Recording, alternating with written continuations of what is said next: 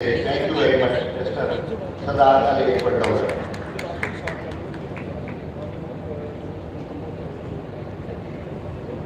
Thank you, Mr. Osby, and thank you for all the very important work that the UNDP does in Pakistan and globally.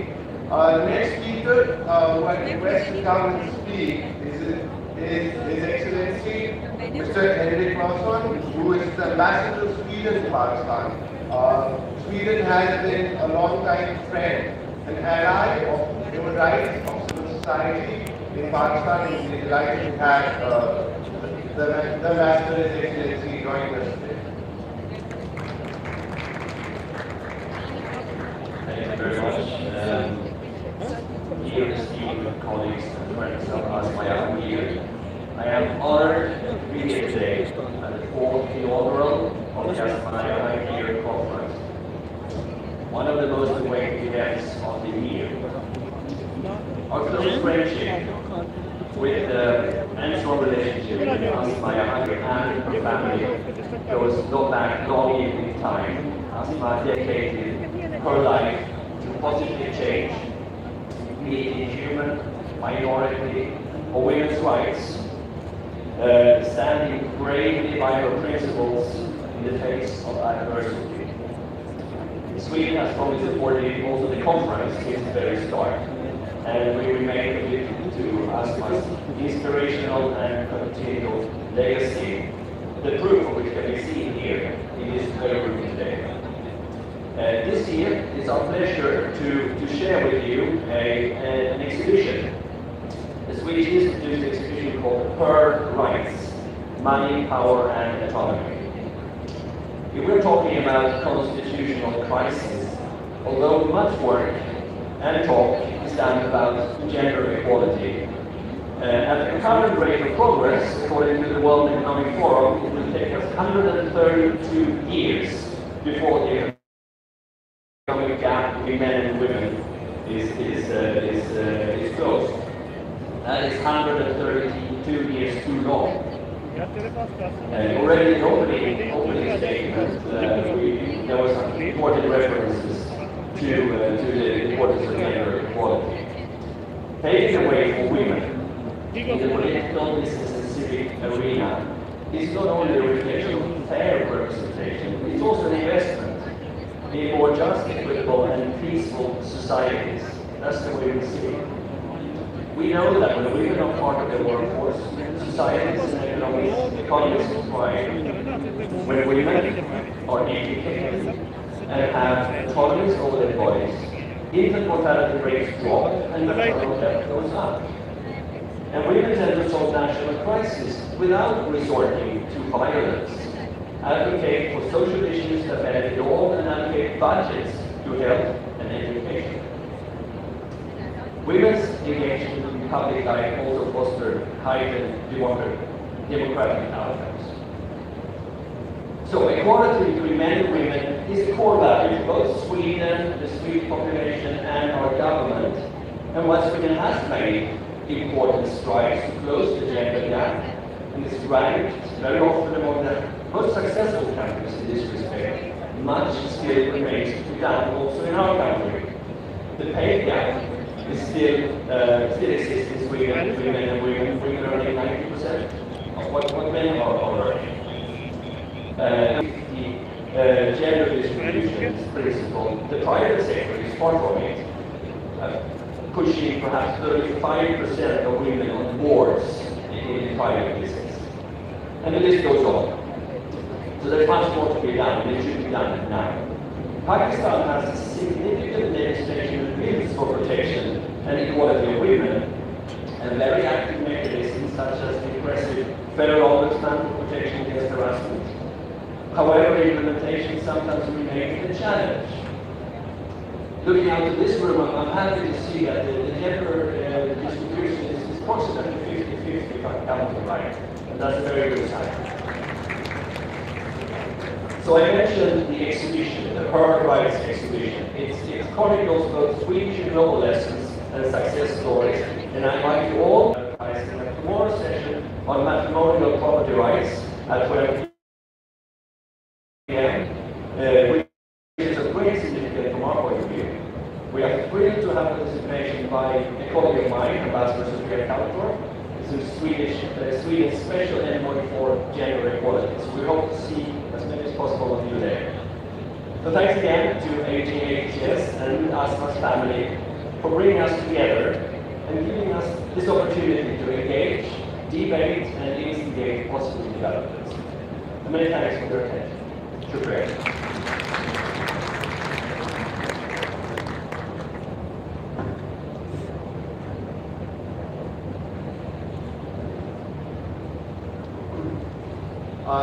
Thank you, Ambassador. The next speaker, I am delighted to, as I said in the beginning, somebody who has been a great supporter, a friend, a collaborator for the cause of human rights, for civil society, for democracy, and we are very glad to have you here.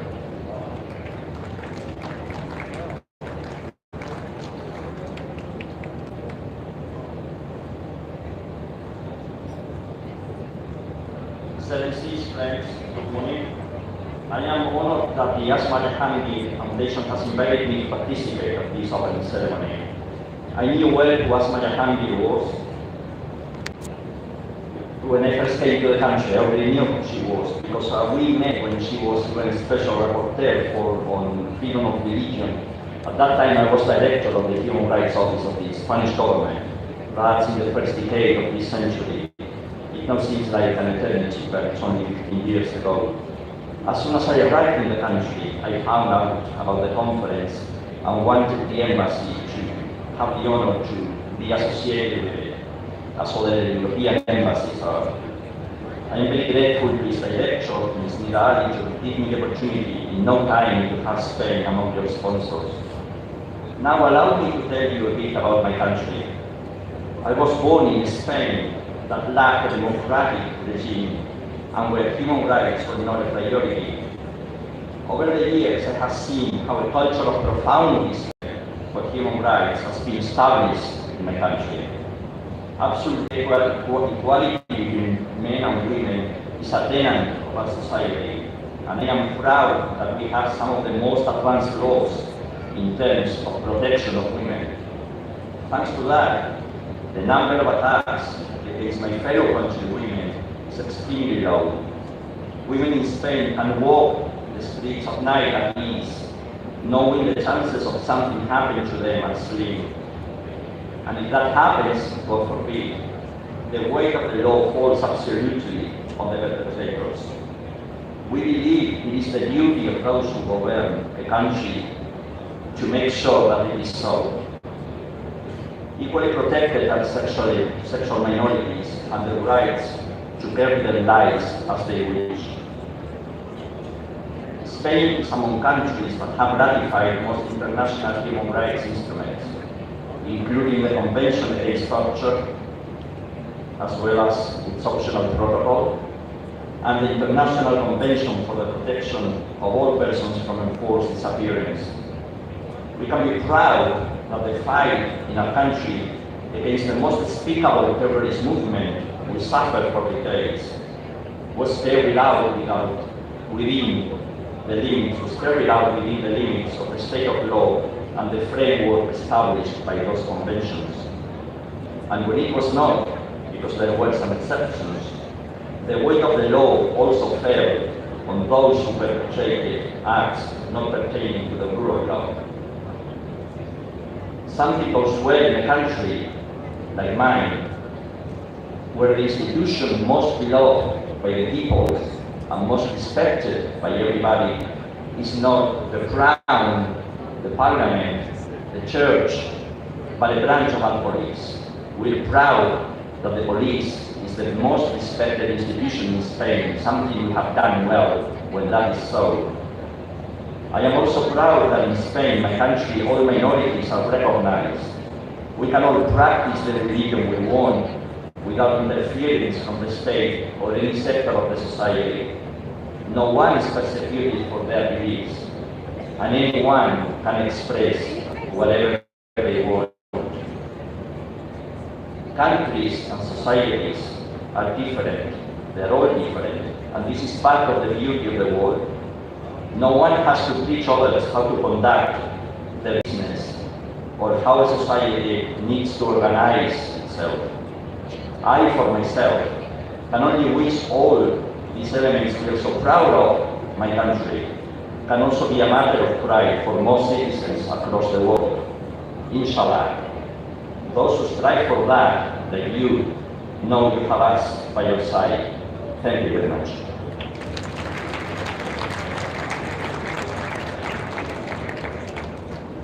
Thank you, Ambassador. Our final diplomatic guest for this session is someone who is very important as an ally for human rights, for civil society, for free expression, for labor rights, and now as Pakistan, large parts of the country are seeing devastation with floods, as an ally in rehabilitation, resettlement, and assistance. So the final guest, diplomatic guest, is Her Excellency Dr. Reena Koyenka, the Ambassador to the European Union, Pakistan. At this conference from the very beginning, and it's delightful to see the very rich program that we see in the booklet that you all have. We're especially happy to see speakers from across South Asia, because as the European Union, we have a kind of weak spot for regional integration. And we all know that South Asia is the least integrated region of the world. So the fact that you have people speaking here from across the subcontinent is a glimpse of hope.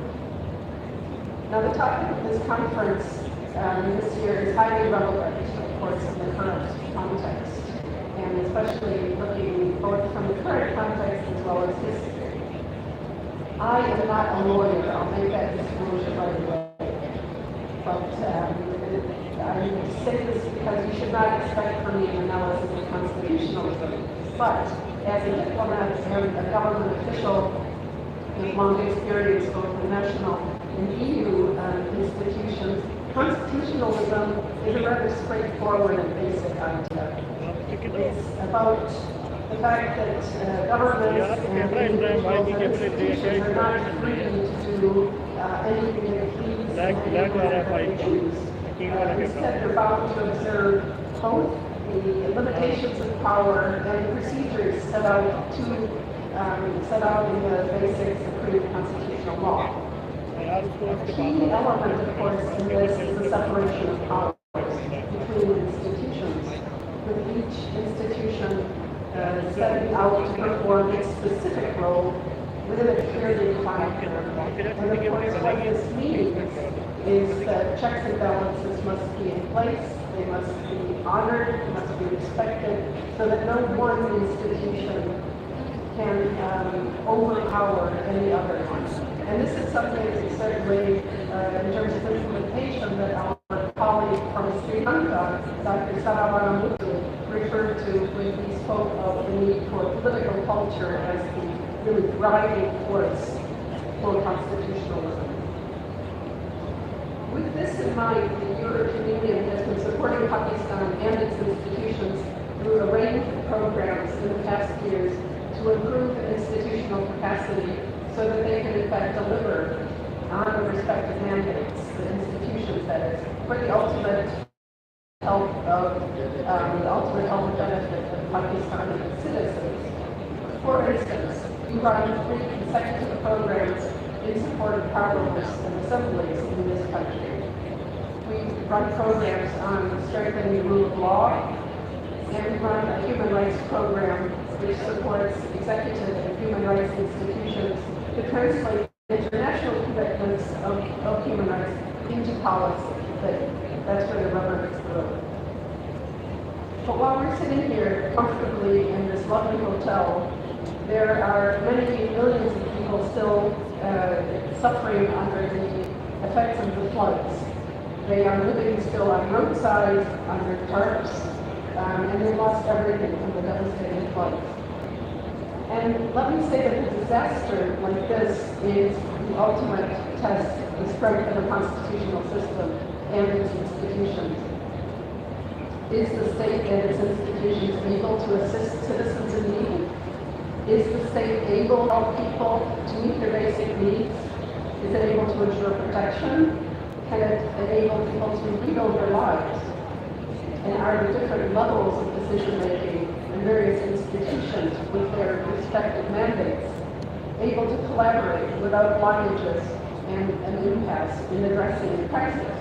And these are the really salient questions that we're grappling with all together now in Pakistan. And myself, I traveled a few weeks ago to the flood-affected regions in Sindh, together with the EU Commissioner for Crisis Management. And I understand that even the most strong institutions and systems were overstretched by this disaster. And this is why Europe, meaning the European Union, as well as our member states, have pooled resources in a kind of engagement we call Team Europe to support emergency relief for the floods to the tune of 123 billion euros of assistance, which puts us at actually number one.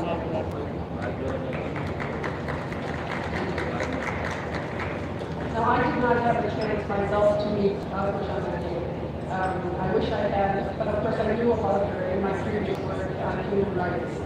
And I'm struck by how everybody at this conference speaks of her with awe and reverence, and what that means is that she continues to inspire even after she's not with us physically. So she might not be here in person, but I have the impression that all of you, all of us, carry a little bit of Asma in our hearts.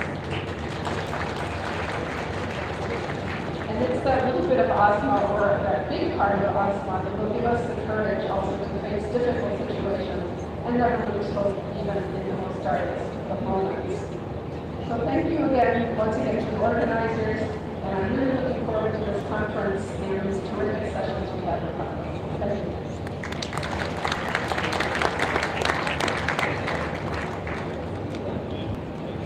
Thank you, Ambassador. And once again, as the Ambassador said, as we speak, there is about one-third of the country which faces great devastation. And for some of the conversations which happen in this conference on environmental resettlement, on rehabilitation, will seek to contribute at a time of great crisis. The next speaker that I invite to come and speak is Mr. Abhijit Chaudhary, who is the Vice Chairman of the Pakistan Bar Council. That's the highest elected lawyer office in the country.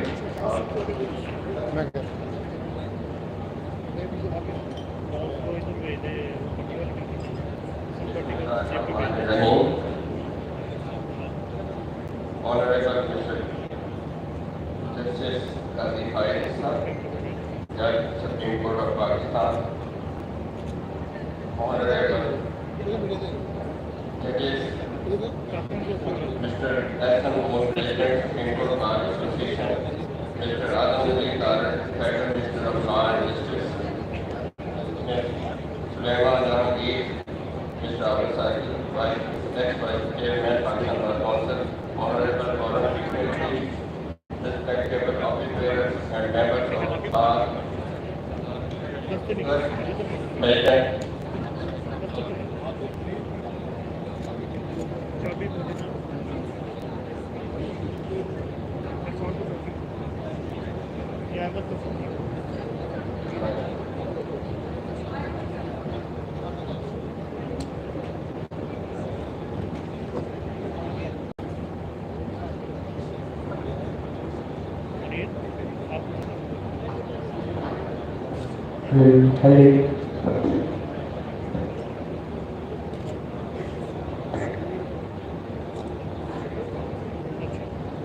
respectable office bearers and members of bar, eminent members of media, and distinguished guests, ladies and gentlemen.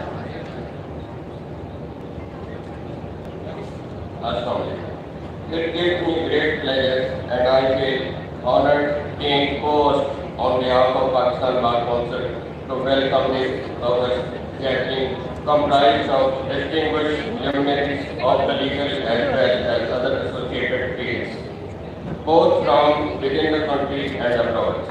This conference has been organized by APSS Legally itself in an effort to bring together all the stakeholders to join hands and pool ideas for the constitutionalism, the role of institutions.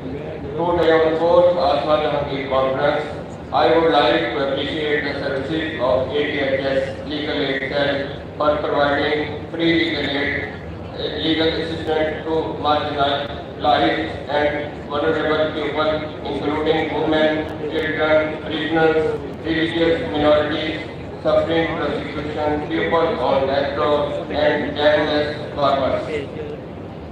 I would also take opportunity to memorize the country leader, Madam Asma and take my gratitude to the extensive efforts she made towards the supremacy of Constitution, rule of law, independence of ensuring the efficient, efficacious and expeditious justice delivery system. We believe that the foundation of a prosperous nation lies the provisions of equal opportunities and with strong underpinning of rule of law.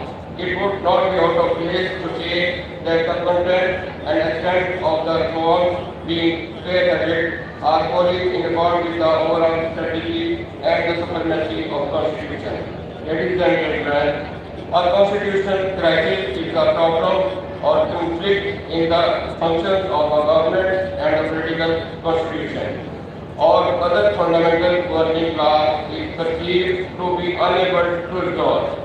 Apart from the constitutional history of Pakistan, a political constitutional crisis emerged in Pakistan when on 3rd April 2022, National Assembly Deputy Speaker dismissed a no confidence motion against Prime Minister during a session in which it was expected to be taken up by a vote, alleging that a foreign country's involvement.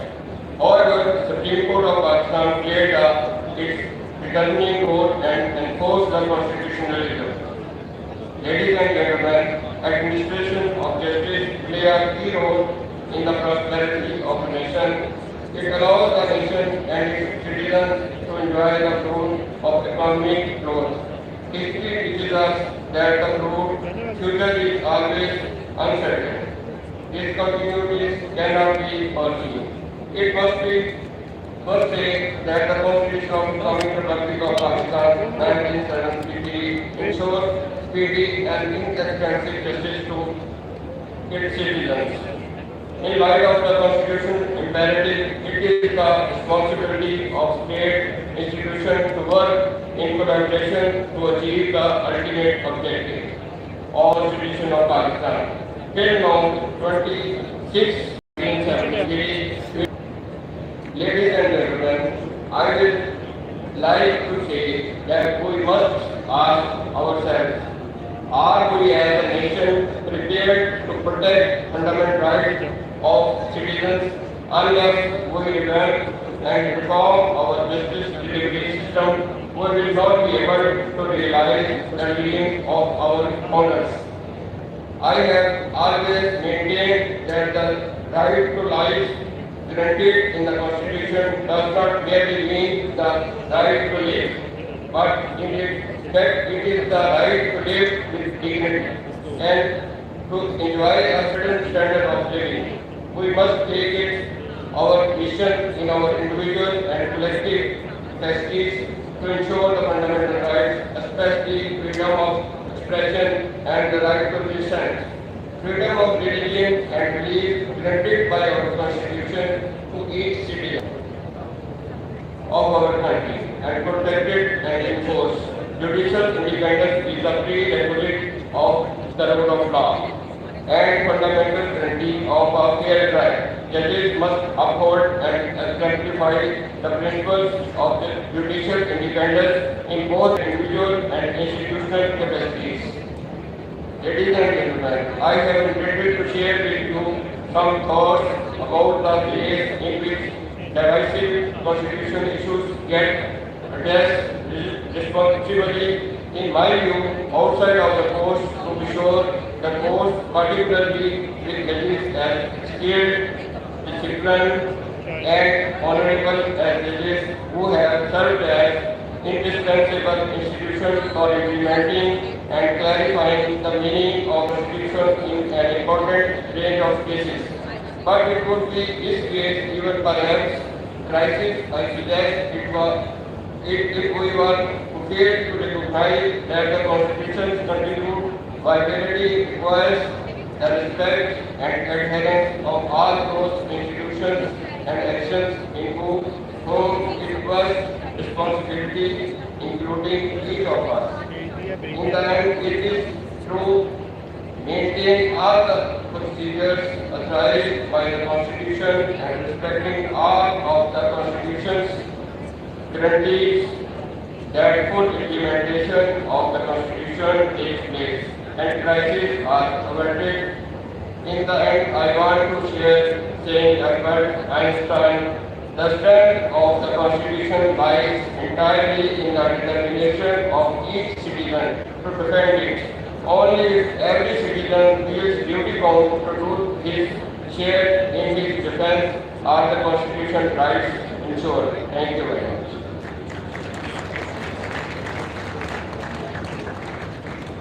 Thank you, Joyce. I think something that I should mention, because this come up in many speakers' points, which is that this conference is primarily about the women. Specifically, I mean, generally about all women in Pakistan, but because of the topic of constitutionalism, about women lawyers, and we're very heartened. I want to acknowledge the presence of large numbers of women lawyers, with too many to name. I see Sabah Rizvi, who seeks to be secretary to the Lahore High Court Bar, the first woman secretary in 150 years, and several others. So we're very heartened to see that. The next speaker is actually a host of this conference. This conference is co-hosted by Asma Jangeer Foundation, the AHSL, and the Supreme Court Bar Association. The next speaker is Mr. Asma, the President of the Supreme Court Bar Association, a life friend of Asma Jangeer, a leader of the lawyer community, and many others here in India.